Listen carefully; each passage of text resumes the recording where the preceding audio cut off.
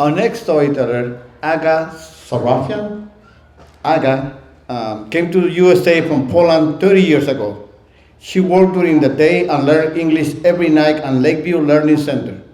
She promised herself that one day she will return the favor and teach English to other immigrants and refugees. She has done it at Heartland Alliance and presently at Polish American Association. Give her a round of applause for that. She leads a support group for immigrant women and writes about immigrant and refugee trauma. She also writes poetry and performs in the theater. Her biggest passions are people and seeking what connects us despite difference in culture, religion, or language. Please welcome her to the stage.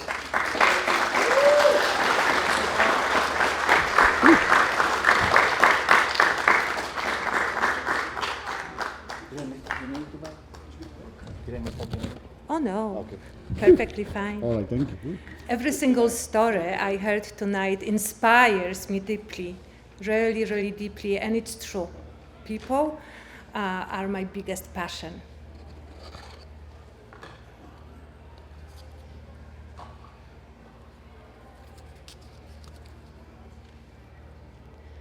I'm sitting on the floor at front of my apartment. It's almost dark, but in my hands, I hold the book.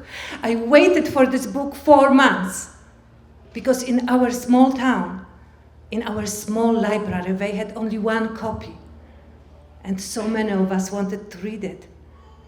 The stories in this book are about us, children living in a small town, and simple adventures we have. Going to the meadow or cemetery, visiting nearby forests and lakes. It seems like nothing to really be excited about. But all of us, we want to read it because those stories are written in Sweden and we are in Poland. I am only 7 years old. And only 6 months ago, I learned how to read. This is my first book ever.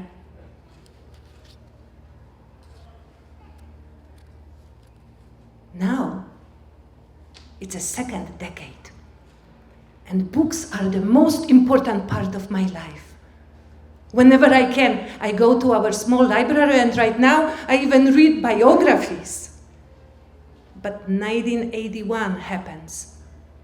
Cold winter day. The communist government announced that we have martial law right now. Curfew hours, police everywhere. People are disappearing. Even in our small town, 2 of them are gone and nobody where they went.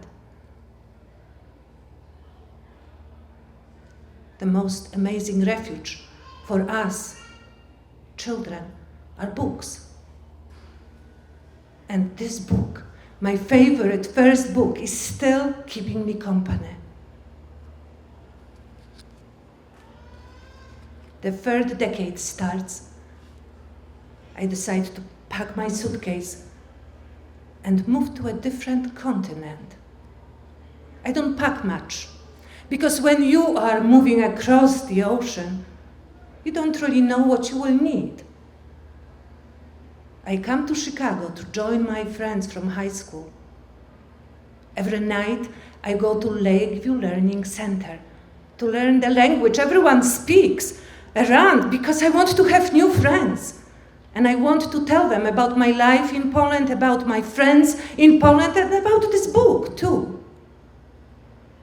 I meet a very special person.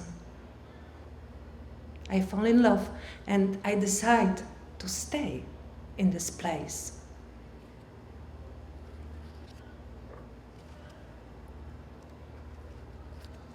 The 4th decade is quite amazing. I become a mother. I have a son, my firstborn, Tadeusz. It's hard to believe. In a few hours, he will turn 21, and he is sitting here among you. When he was tiny, I spoke to him Polish because I wanted him to understand the language of his mother. And I read him my favorite book and stories. Because, as I told you, they were just like stories about me. Then my second one is born, Eliash. And again, I read him the stories from the book, my first special one.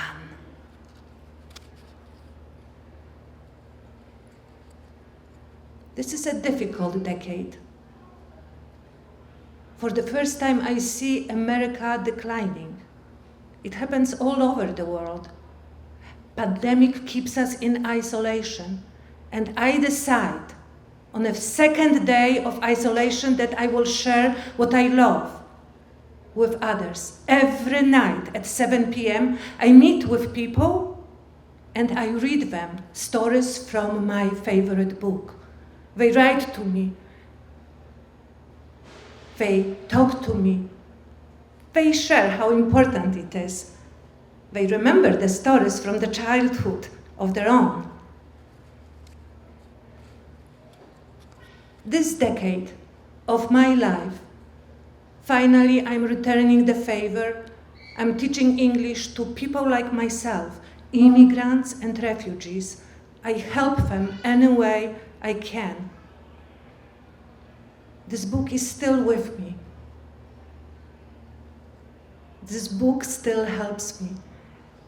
And I'm starting to write my own book about children from my hometown, from Barczewo. I want my children to know the stories that sometimes they seem not to be really interested in. I believe for us immigrants, it is very important to share our stories with our children here in America. If we won't do it, who will? I have a dream.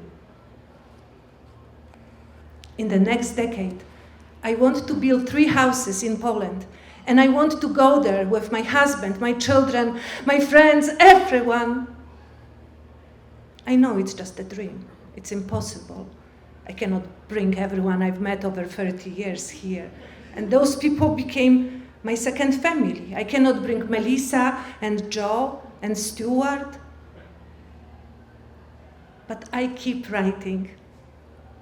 And I keep believing that I am here in this place for a reason. And my first book is with me every step of the way. There was a book, a very small but special book,